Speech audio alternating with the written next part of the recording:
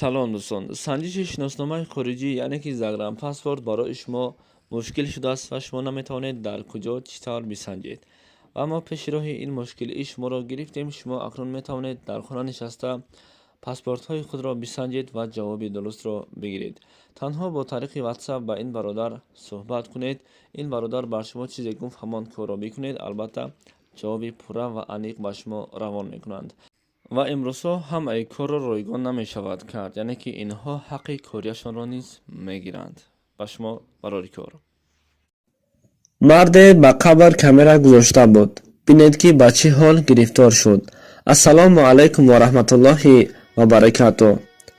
بعضا در روزهای جمعه داملاها درباره عذاب قبر نقل و روایت و امر معروف میکنند و از این موعظه ها به کسی سخت تاثیر میکند و دیگر باور نمی کند.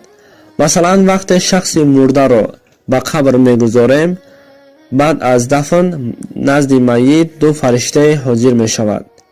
یکی منکر نام دارد و دیگر نکیر. خداوند این دو فرشته را چنان به هیبت کرده است که انسانی که آنها را بیند سخت می ترسد.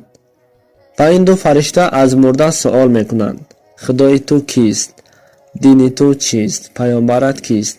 و با همین سوال ها به عذاب گرفتار می کنند. شخص در نماز جمعه همین موضوع را می شنود و می خندد و باور نمی کند.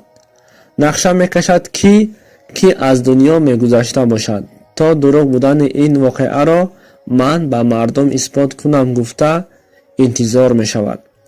از بین چند روز گذشته شخص از دنیا چشم می پوشد، یعنی که از دنیا می گذرد. این مرد باشد پیش از مردم به قبرستان رفته و قبر کامera می گذارد تا که دروغ بودن سخنهای داملا را اثبات نماید و به جنازه آمده اشتراک می کند. با همه یک جای به قبرستان رفته کامera گذاشته اش را از نظر می گذراند. او کامera را در داخل لحد گذاشته بود. بعد قبر را پوشانده بعد آیات های قرآن همه به خانه هایشان بر می گردند. روزی دیگر برای گرفتن کامera این مرد به قبرستان می آید و قبر را می کشاید و به واقعه دهشتناک روبرو می شود. وقتی کامera گذاشته اش را بیند، کامera اش چنان آتش گرفته سوخته بود، اما بوی از کامera نمی آمد. کوشش کرد تا کامera را آماده کند، اما یگان چاره دوباره ساز شدن کامera نبود. خدا اگر به کار راضی نباشد هر چقدر کوشش کنیم هم بی‌فایده هست. خدایا تو خودت بر ما رحم میکن.